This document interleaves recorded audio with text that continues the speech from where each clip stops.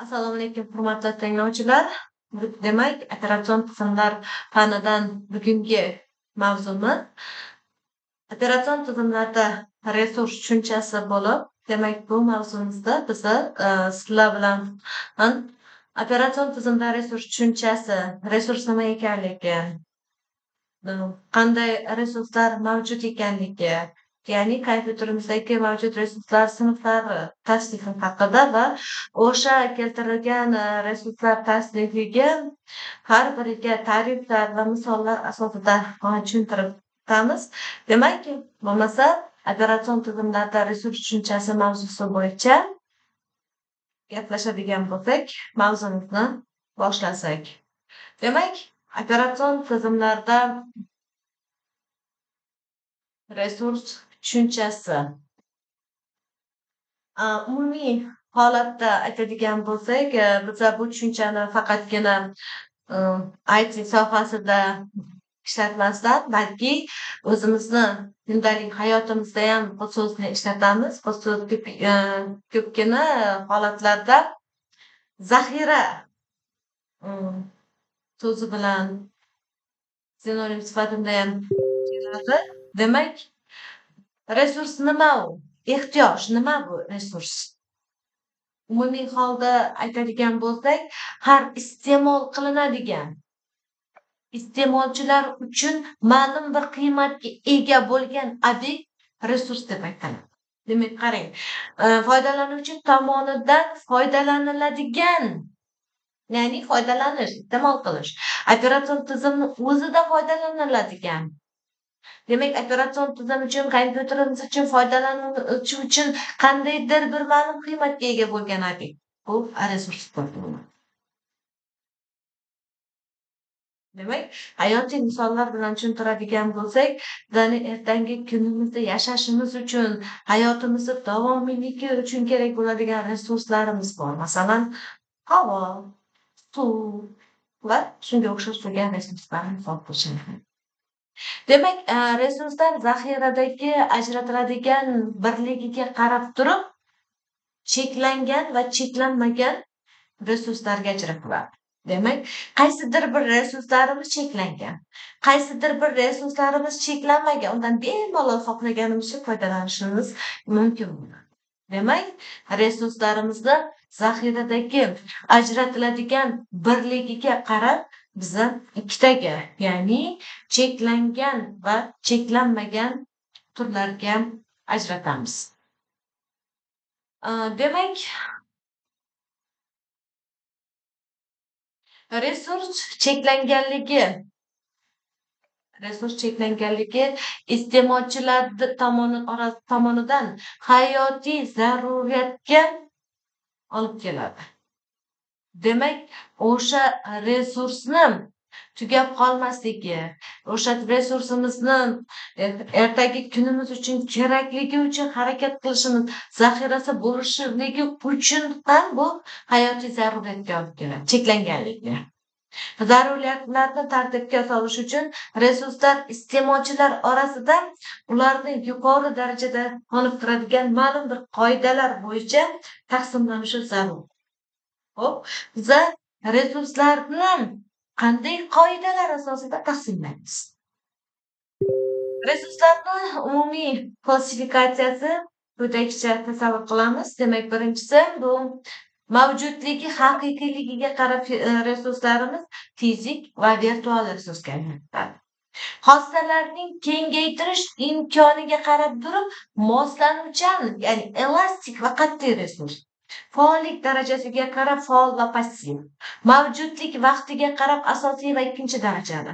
Tuzilishi, strukturasi jihatidan oddiy va murakkab, tiplanishi bo'yicha ishlab chiqiladigan va iste'mol qilinadigan.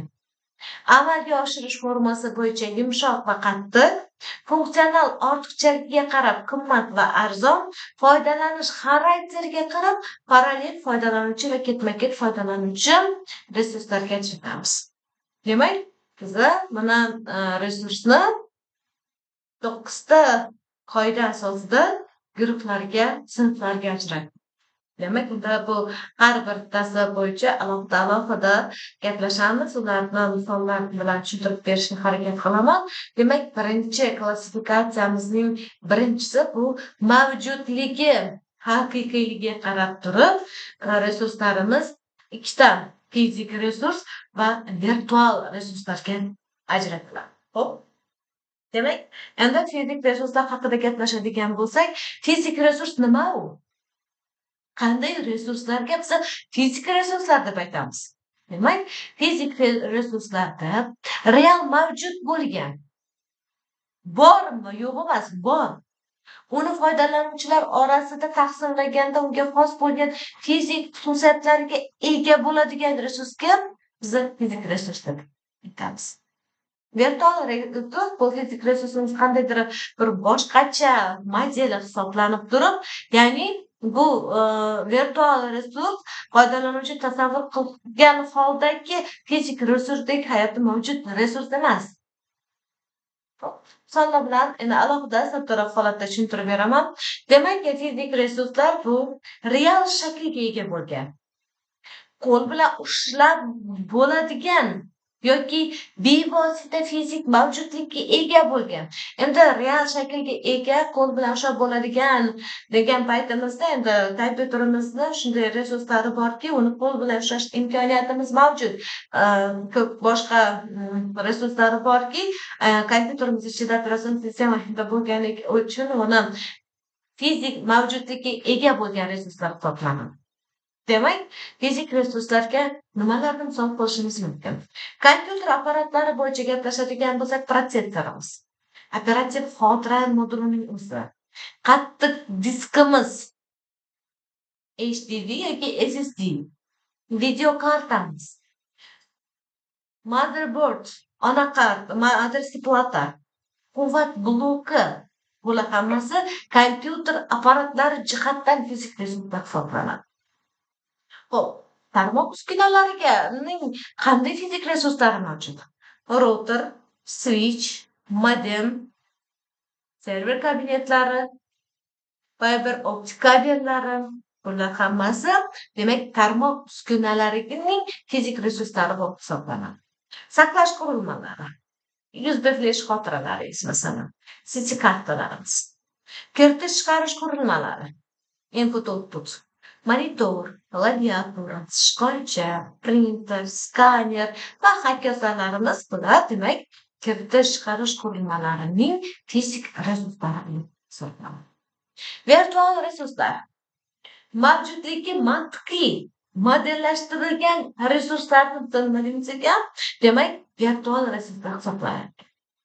Demak, bu resurslar fizik shakldagi emas, balki dasturiy ta'minot, tizim yoki virtualizatsiya orqali yaratilgan resurslar demak virtual resurslar hisoblanadi. Demak, virtual kompyuter resurslariga misollar, virtual bo'yicha misollar keltiradigan bo'lsak, virtual mashina, virtual protsessor yadro, virtual RAM, ya'ni virtual xotira, virtual disk, virtual tarmoq resurslari bo'yicha misol qiladigan bo'lsak, virtual tarmoq interfeysi, virtual switch, virtual saqlash resurslari bo'yicha aytadigan bo'lsak, xuddi shunday. Virtual xizmatlari bo'yicha, virtual xavfsizlik resurslari bo'yicha ham o'zining virtual tizimlari mavjud bo'lib turib, bular hammasi virtual resurslar bo'lib hisoblanadi. Taqqoslashni ko'radigan bo'lsak, fizik resurs va virtual resursimizni mavjudlik jihatdan fizik resursimiz haqiqiy va moddiy, virtual resursimiz bu mantiqiy va dasturiy. Boshqarish jihatidan bu jismoniy uskunalar orqali bo'lishi. Demak, virtual resursimiz bu operatsion tizim orqali. Moslashuvchanlik past, demak virtual resursimizda yuqori. Misollar bilan tanishdik. Demak, protsessorimiz, qattiq diskimiz, video kartamiz, demak, bu virtual resursga esa virtual mashinalarimiz, virtual protsessorlarimizni misol qilishimiz mumkin bo'ladi. Demak, keyingi sinfimiz bu hossalarning kengaytirish imkoniga qarab turib, bizi resurslarni moslanuvchan, elastik va qat'iy resurslarga ajratamiz. Demak, nima degani u? Moslashuvchan yoki qat'iy. Demak, virtuallashtirishga, ya'ni o'z xossalarini kengaytirish imkonini beradigan resurslarimiz bular moslanuvchan yoki bo'lmasa elastik resurslar deyiladi. Ko'pgina manbalarimizda faqat moslanuvchan emas, elastik resurs deb beriladi. Demak, elastik resurs deganimiz bu virtuallashtirishga, ya'ni o'z xossalarini kengaytirib, kamaytirishga imkonini beradigan resurs. Demak, bu talab oshsa kengayadigan, talab kamaysa esa kichrayadigan, ya'ni dinamik o'zgaruvchan bo'lgan virtual resursimiz bu elastik resurs hisoblanadi. Fizik resursimiz esa doim bir xil bo'ladi. Elastik resurs bu virtual bo'ladi. O'z-o'zidan kengayadi, susayadi va hokazo. Misol qilib aytadigan bo'lsak, cloud serverga kelayotgan foydalanuvchilar soni oshib ketdi. Masalan, tasavvur qilamiz, bizda bitta virtual server bor. Ikkita virtual protsessorimiz mavjud. 4 gigabayt hajmdagi RAM operativ xotira mavjud. 50 gigabayt hajmli diskimiz mavjud. Endi bu bizni kutmagan holatimizda bu serverimizdan, virtual serverdan foydalanuvchilar soni oshib ketdi. Masalan, 10 mingta foydalanuvchi bir vaqtda serverga murojaat qilsa, server sekinlashadi. Xo'p, bu yerda elastik resurs qanday ishlaydi? Cloud tizimi nima qiladi? Avtomatik ravishda resurslarni kengaytiradi. Ya'ni virtual tizimdan, virtualizatsiyadan foydalanadi. Demak, boshlang'ich 2 virtual protsessor bo'lsa, 4 gigabayt hajmdagi RAM operativ xotira bo'lsa, yangi yuklama paydo bo'ladi. Ya'ni moslashuvchanlik, ya'ni elastiklik degani o'sha 2 virtual protsessor 4 taga. 4 gigabayt RAM 8 gigabayt RAMga kengaytiradi. Va yanada kengaytirish mavjud kerak bo'lib qolgan payt 8-16 gacha kengaytira olish xususiyatiga ega. Demak, yuklama kamaygan, nagruska kamaygan paytida orqaga qisqaradi, ya'ni o'zini oldingi holatiga qaytadi. Demak, elastik resurslarga turlari nimalar kiradi? Protsessor. Yuk oshgan paytida virtual protsessor qo'shilib keladi. RAM operativ xotira. Qo'shimcha operativ xotira nagruska ko'paygan paytida va hokazo. Demak, o'zini navbatida eng esimizda qoladigan misoli bu protsessor bilan RAMni eslab qolsangiz. Demak, virtual xotiramiz bu eng asosiy elastik resurs. Kompyuterda fizik RAM xotiramiz 8 gigabayt hajmga ega bo'lsa, lekin dasturlar ko'p ochiladigan bo'lsa, bu 8 gigabaytlik hajm bu nimada kompyuterimizga yetmaydi. Shu paytda bu Windows yoki Unix operating tizimi diskdan qo'shimcha joy ajratib, undan RAM operativ xotira kabi ishlatadi. Demak, bu xotira resursini kengaytirish, ya'ni elastiklik xususiyati bo'lib turib, bu demak nima bo'lar ekan? Elastik resurs bo'lar ekan. Natijamizda bizda RAM operativ xotiramiz 8 gigabayt bo'lsa ham, operatsion tizimini mantiqa 10-12 gigabayt kabi kengaytirib ishlatadi. Elastiklikning operatsion tizimlar uchun ahamiyati qanday? Afzallik tomonlari: moslashuvchanlik. Yuk oshganda tizim o'zini kattalashtiradi. Barqarorlik. Dasturlar resurs yetishmasligiga sabab to'xtab qolmaydi. Demak, resurs yo'q ekanda ishni tugatib yoki dastur bajarilmasdan qolmaydi. Demak, kengayishi natijasida dastur o'z faoliyatini davom ettiradi. Samaradorlik. Kerak bo'lmaganda resurslar ortga qaytariladi. Tejamkorlik. Serverlar bo'sh vaqtda resurslar ishlatilmasligi bu tejamkorlik ahamiyatda bo'ladi. Yanada eng sodda misollar bilan tushuntiradigan bo'lsak, kompyuterimizda bir paytni o'zida ham Photoshop, ham Google Chrome'ni bir vaqtda ishlatish zarurat bo'lib qolgan paytida biza Google Chrome'ni bilamiz. Bu Google Chrome ayniqsa boshqa dasturlarga nisbatan ko'proq operativ xotira talab qiladi. Demak, operatsion tizim nima qiladi? Google Chrome'ga ko'proq xotira ajratadi. Endi Google Chrome'da ishlashni boshlaganimizdan keyin biz ikkinchi bir dasturni yuklaymiz, ya'ni Photoshopni yuklab oladigan bo'lsak, operatsion tizim xotirani qayta Google Chrome'dan nima qiladi? Qisqartirib Photoshopga berishga harakat qiladi. Agarda ikkalasiga ham yetmay qoladigan bo'lsa, operatsion tizim diskdan virtual xotirani yaratadi. Bu jarayonlarning barchasi ko'rib turibmizki, elastik resurs boshqaruvida asosida amalga oshiriladi. Xotiralarni kengaytirish imkoniyatiga qarab turib, endi birinchisi elastik resurs bo'lsa, ikkinchisi bu qat'iy resurs edi. Qat'iy resursini bu o'z ichki xotiralari bo'yicha virtuallashtirishga yo'l qo'ymaydigan resursga aytiladi. Qat'iy resurs bu o'z tabiatiga ko'ra virtuallashtirib bo'lmaydigan, ya'ni kengaytirib, qisqartirib yoki dinamik o'zgartirib bo'lmaydigan fizik resurs. Yanada boshqacharoq qilib tushuntiradigan bo'lsak, bu resurs qancha bo'lsa shuncha shu holatida foydalaniladi. Ko'paytira olmaydi ham, o'zgarmaydi ham, kengaytira olmaydigan, kengaytira olinmaydigan bo'lsa, resurs qat'iy resurs hisoblanadi. Ya'ni bu hech qanday o'zgarmaydigan, qattiq bir prinsipda turadigan resurs. Kompyuterimizdagi fizik RAM modulini uzunligiga birinchi misol bo'ladi. Demak, kompyuterimizdagi 8 gigabaytlik fizik RAM operativ xotira mavjud bo'lsa, bu RAMni operatsion tizim kengaytira olmaydi. 20 gigabayt yoki 16 gigabayt qilib o'zgartirib olib ishlata olmaydi. Bu resursni virtualizatsiya qilib bo'lmaydi. U doim fizik holatda qattiq mavjud bo'ladi. Demak, fizik RAM qattiq resurs hisoblanadi. Ya'ni o'zini virtualizatsiya xususiyatlarini kengaytirish, kamaytirishga bermaydi. Fizik protsessor yadrolari. 4 ta masalan kompyuterimizda 4 ta fizik yadro bo'ladigan bo'lsa, operatsion tizim 4 ta yadroni 6 taga yoki 2 ta yadroni 8 taga aylantira oladi. Demak, fizik protsessorimiz yadrosi bu nima ekan? Qattiq resurs fizikimiz. Mantiqiymiz bu elastik. Fizik diskning real sig'imi. Agar SSDimiz 512 gigabayt hajmga ega bo'lsa, operatsion tizim uni 1 terabayt qilib kengaytira olmaydi. Bu resurs faqat qanday bo'lsa shu holicha, ya'ni 512 gigabayt hajmli, shu 512 gigabayt hajmda bo'ladi.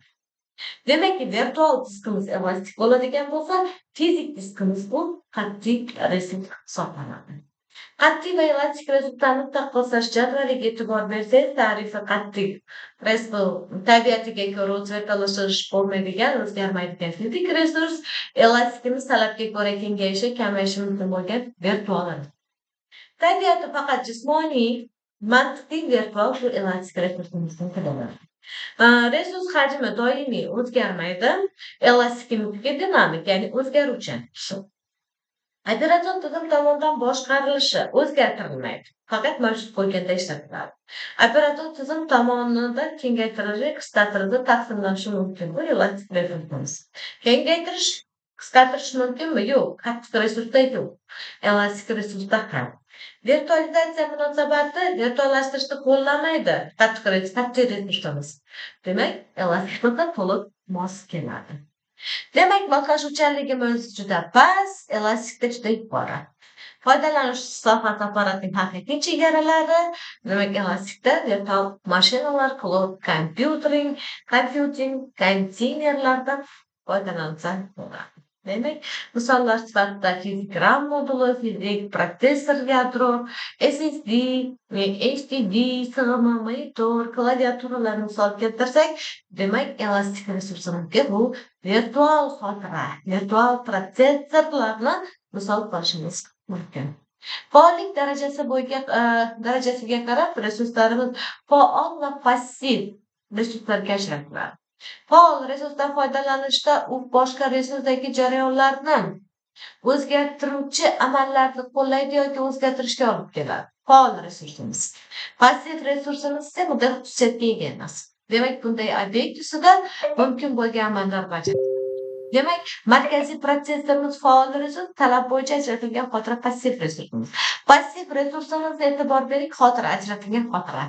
Bir marta joy ochgan paytingizda joy ochiladi, saqlanib turgan paytda borib saqlanib qoladi. Demak, joy tayyor holatda turibdi.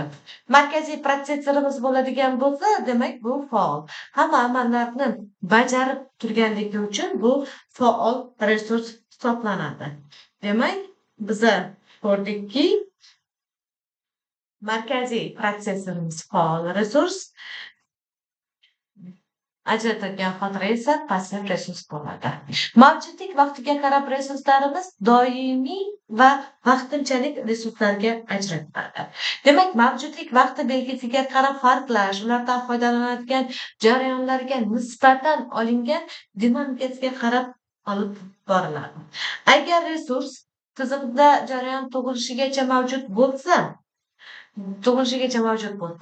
jarayon mavjudligi intervalida murojaat qilish mumkin bo'lsa, u holda bu resurs ayni jarayon uchun doimiy hisoblanadi.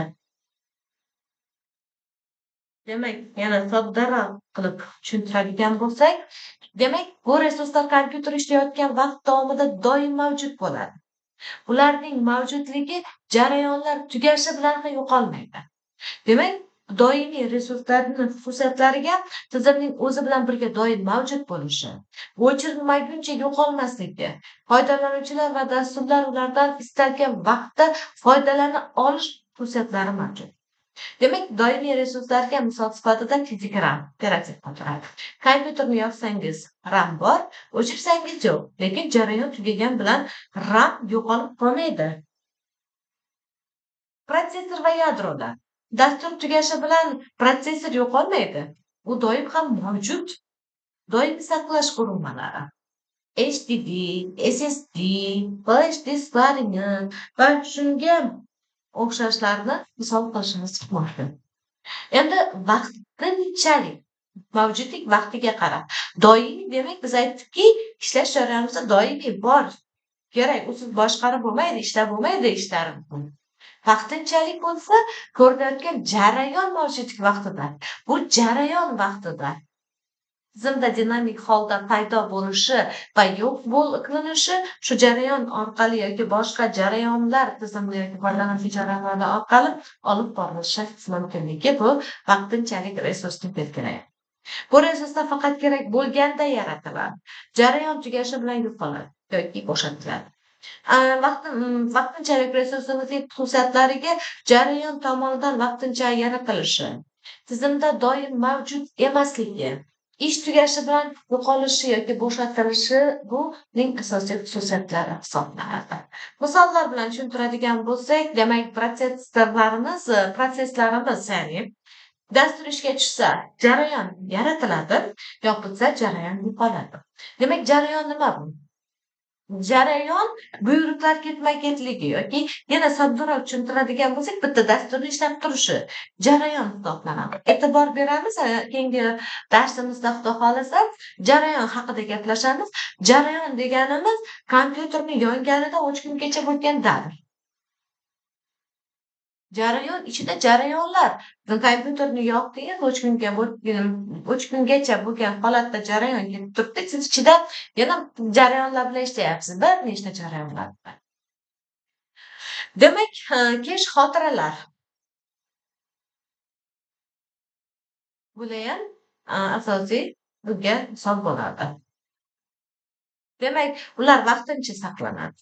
Tozalab yuboriladi. Keshda vaqtincha saqlab turadi. Fayl deskriptorlari. Bu jarayon ochilgan paytida har bir fayl uchun yaratiladi. Fayl jarayon tugashi bilan bu deskriptorlar yo'qoladi. Taqqoslaydigan bo'lsak, ikkalasini mavjudlik davri kompyuter ishlayotgan vaqt davomida.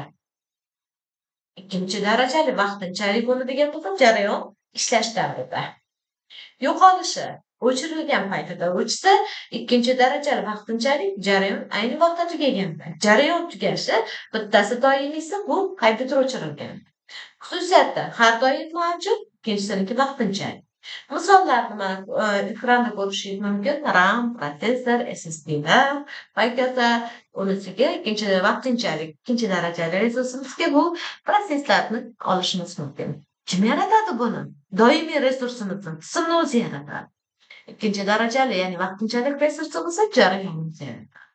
Qachon bo'shatiladi? Qurilma o'chirilgan, kompyuter o'chirilgan paytida doimiy resurs bo'shatiladi. Jarayon tugaganda vaqtinchalik, ya'ni ikkinchi resursimiz bo'shatiladi. Resurslarning muhimlik darajasi bo'yicha asosiy va ikkinchi darajali. Demak, muhimligi degani bu zarur ishlovchanlik bilan ta'minlanishi, jarayonlarni boshqarish va resurslarni taqsimlashdagi moslashuvchanligini oshirish nazarda tutiladi. Demak, bu kriteriya bo'yicha asosiy va ikkinchi darajali resurslarga taqsimlaymiz. Resurs aniq jarayonga nisbatan asosiy bo'ladi qachon? Agar uning taqsimlanishisiz jarayon rivojlana olmasa, bunday resurslarga eng avvalo markaziy prosessorlar keltiramiz. Agar resurslar taqsimlanmaganda jarayonni alternativ rivojlanishiga yo'l qo'ysa, bunday resurslar ikkinchi darajada. Ya'ni bu degani, agarda kompyuterimizdagi asosiy resurs bo'ladi qachon, shu resurssiz ishlab bo'lmasa, bu asosiy. Demak, ikkinchi darajali bu o'rniga boshqa bir variantlar bilan ishlashning imkoniyati bo'lsa. Demak, asosiy resursimiz bu kompyuter va operatsion tizimning ishlashi uchun majburiy. Ularsiz tizim ishlamaydigan, jarayonlar boshlanmaydigan bo'lsa, bu asosiy resurs. Demak, asosiy resursimizning xususiyatlariga tizimning ishlashi uchun zarur ekani yo'q bo'lsa, tizim to'xtab qolishini, boshqa resurslarga bog'liq ekanligini keltiradigan bo'lsak, misol qilib turib, protsessorimiz. Protsessor ishlamasa, operatsion tizim ishlanmaydi. Demak, protsessorimiz bu eng asosiy resurs. RAM operativ xotira. RAM bo'lmasa, xotira bo'lmasa, Windows operatsion tizimi, Linux operatsion tizimi yuklanmaydi. Doimiy xotira. Tizim shinasi.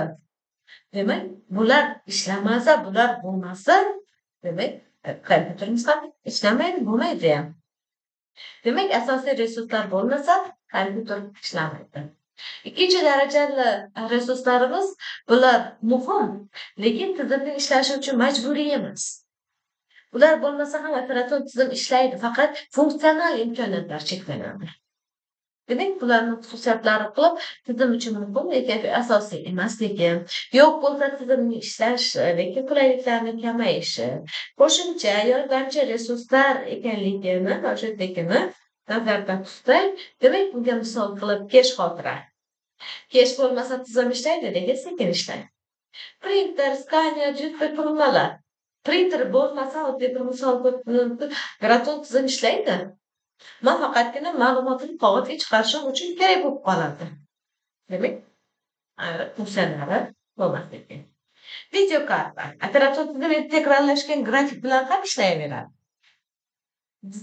Diskret video karta bo'lsa, ishlashi tezlashadi. Virtual mashina. Demak, oddiy virtual boxni ustanovka qilmaslikda ishlaydi kompyuter. Faqat ayrim bir qulayliklarda mavjud bo'lmaydi. Demak, ikkinchi darajali resurslar ishlashni yaxshilaydi, lekin tizim ularsiz ham ishlay olar ekan. Taqqoslaydigan bo'lsak, muhimligi darajasi bo'yicha asosiy resurslar juda yuqori, ikkinchi darajali resurslar o'rtacha, tizim ularsiz ishlaydimi? Yo'q, ishlay olmaydi, ikkinchi darajali ishlay oladi.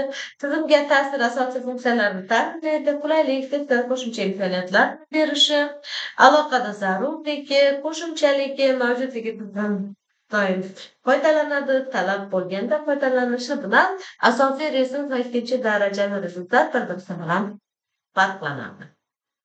Endi sodda misollar bilan tushuntiradigan bo'lsak, kompyuterda protsessor olib tashlansa, operatsion tizim ishlamasligi, demak, asosiy. Printer olib tashlansa, operatsion tizim ishlaydi, ikkinchi daraja. RAM bo'lmasa, tizim yuklanmaydi, asosiy. Cache bo'lmasa, demak, ishlaydi, lekin ikkinchi daraja. HDD SSD bo'lmasa operatsion tizim yuklanmaydi asosiy. Qo'shimcha audio driver bo'lmasa u chiqarmaydi. Nega operatsion tizim ishlaydi? Demak, bu ikkinchi daraja. Demak, keyingi nimamiz funksional ortiqchaligiga qarab turib resurslarimiz qimmat va arzon resurslarga bo'linadi. Bu resurslarni qimmat va arzon resurslarga bo'linishi ularni taqsimlashdagi funksional ortiqchaligi prinsipini amalga oshirishdan kelib chiqadi. Demak, foydalanuvchi oldida tanlash masalasi turadi. Kerak resursni tez olib, bu xizmat uchun qimmat narx berish yoki talab qilingan resurs taqsimlanishini kutib, undan foydalanishga arzon narx to'lash. Bunda alternativ resurslar mavjud bo'lsa, ulardan foydalanishning har xil narxlari keltiriladi. Bir xil vazifani bajarish uchun bir nechta resurslar mavjud bo'lsa, ulardan biri albatta qimmat, biri arzon bo'lishi mumkin. Operatsion tizim bunday resurslarni narxi va imkoniyatiga qarab tanlaydi. Qimmat resurs yuqori tezlik, yuqori sifatga ega bo'lsa, arzon resursimiz sekinroq, cheklangan, lekin zaxira sifatida ishlaydi. Qimmat resurslar bu kuchli, tezkor, iskovchi, lekin narxi yuqori. Qimmat resurslarga misol qilib turib operativ xotira. Juda tez, qimmat, real vaqt jarayonlari uchun muhim. Shu sababdan ham operatsion tizim avvalo RAMdan foydalanadi. Demak, protsessor va grafik protsessorlar eng qimmat resurs. Tezligi juda yuqori, har bir jarayonda cheklangan miqdorda berilishi. Arzon resurslarimiz bu sekinroq, cheklangan, lekin narxi pastroq. Qimmat resurslar yetishmaganda zaxira sifatida ishlaydi. Demak, misol bilan tushuntiradigan bo'lsak, swap page file. RAM yetishmaganda operatsion tizim diski vaqtincha RAM kabi ishlatadi. Juda sekin, arzon, ortiqcha yuklamalarda zaxira resurs sifatida ishlaydi. Funksional ortiqchalikka misol RAM qimmat, swap arzonligi, ikkalasi bir-birini bir ishni bajaradi, ya'ni xotira ekanligini. HDD qattiq diskimiz SSD qaraganda arzon, lekin juda sekin.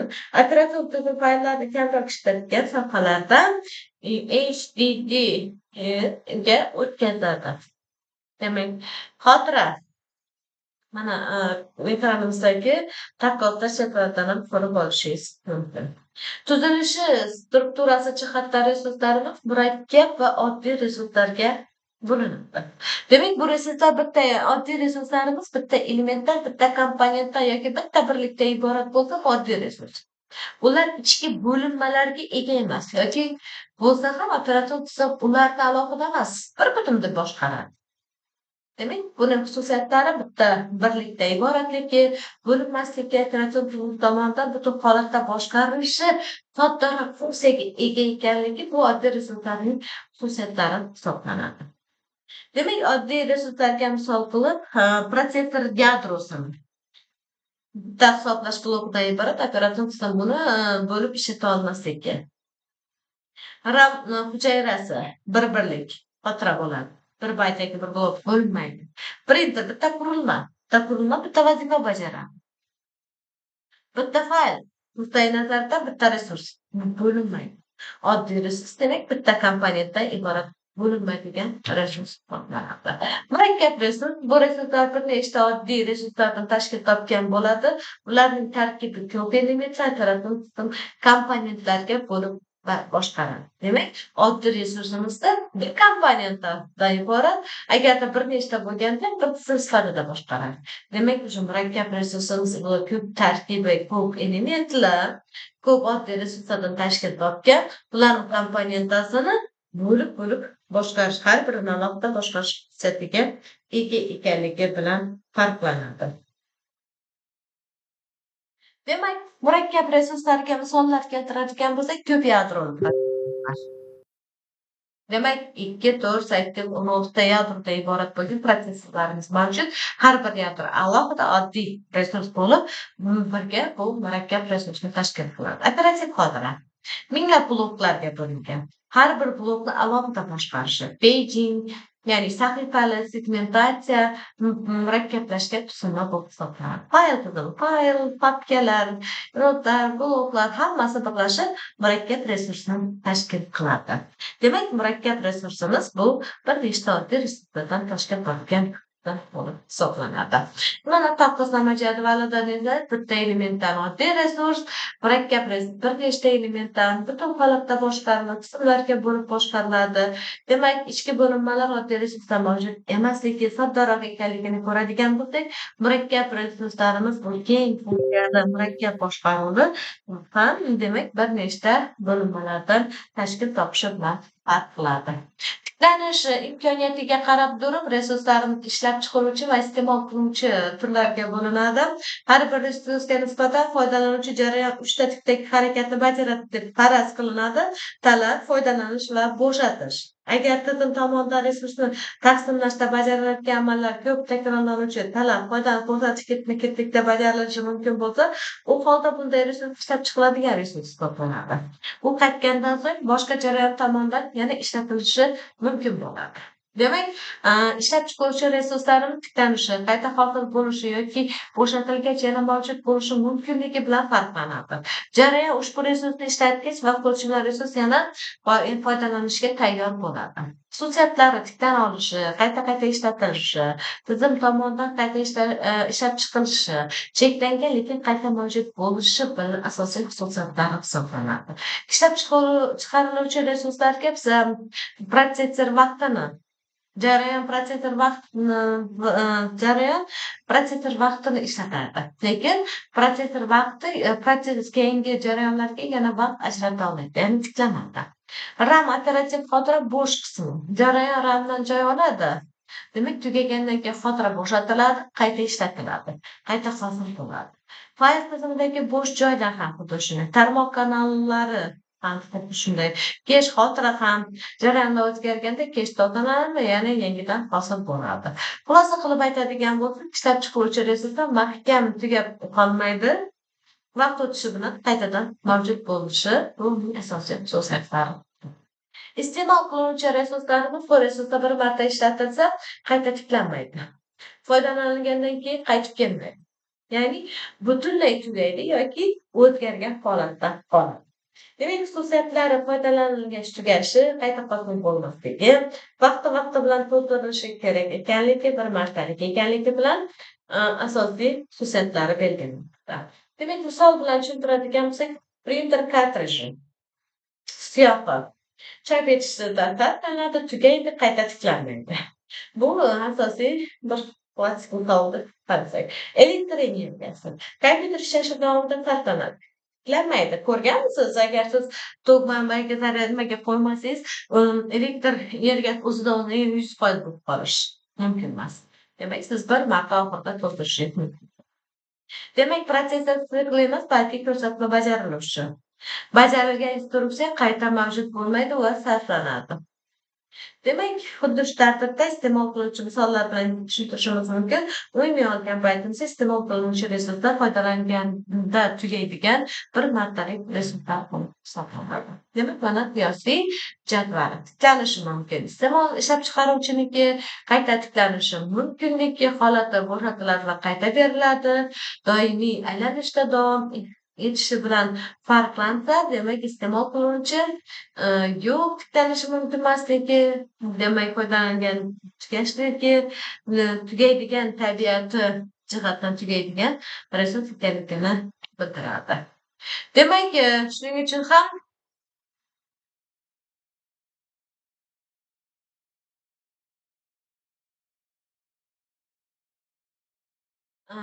demak, keyingi resursimiz bu resurs tabiati foydalanadigan resursni taqsimlash qoidasi bo'yicha ketma-ket foydalanadigan va parallel foydalanuvchi deb ataladigan resurslarga taqsimlanadi. Bir nechta jarayon o'rtasida taqsimlanadigan resursdan parallel yoki ketma-ket foydalanish sxemasi bilan belgilanadi. Ketma-ket sxema ketma-ket foydalaniladigan deb ataladigan resurslarga nisbatan vaqt bo'yicha quyidagi qat'iy amallar zanjirini talab, ijro, bo'shatish bajarishini nazarda tutadi. Parallel jarayonlar uchun bunday amallar zanjiri kritik sohadan iborat hisoblanadi va ular oldindan belgilangan bir-birini rad etish qoidasiga asosan bajarishi kerak bo'ladi. Buning uchun ham ketma-ket foydalanadigan va bir nechta parallel jarayonlar orasida taqsimlanadigan resurslarimiz bu kritik resurs deb hisoblanadi. Parallel sxema bir vaqtning o'zida parallel foydalanuvchi bitta resursdan foydalanishni nazarda tutadi. Shuning uchun ham birdan ortiq jarayonlardan parallel foydalanuvchi deb ataladi. Demak, bitta jarayondan parallel foydalanuvchilar yana bir nechta foydalanuvchi parallel ravishda foydalana olishi nazarda tutiladi. Demak, amalga oshirish formasi bo'yicha resurslarimizni yumshoq va qattiq resurslarga bo'linadi. Yumshoq resurslarimiz deganda bu mashina apparat komponentasi inson resursi tushuniladi. Demak, bundan tashqari qolgan barcha resurslarimiz bu yumshoq resurs hisoblanadi. Qattiq va yumshoq resurslarimiz orasida farq murakkablikdan va narxidan tashqari ularning tuzilishi va rad etish holatlariga qat'iyligiga va ishlash qobiliyatining tiklanishiga bog'liq bo'ladi. Demak, yumshoq resurslarimiz sinfini ikkiga ajratishimiz mumkin: dasturli va axborot resurslari. Demak, dasturliga dasturlaringiz, axborot resurslariga esa axborot resurslarimiz kiradigan bo'lsa, qattiq resurslarimiz bu mashina apparat komponentasi bo'lib hisoblanadi. Demak, bugungi operatsion tizimlarda resurs tushunchasi va resurslarning tasniflanishi bo'yicha asosiy ma'lumotlarimiz shulardan iborat. Demak, keyingi darsimizda uchrashguncha, keyingi darsimizda operatsion tizimlarda jarayon tushunchasi bo'yicha gaplashamiz.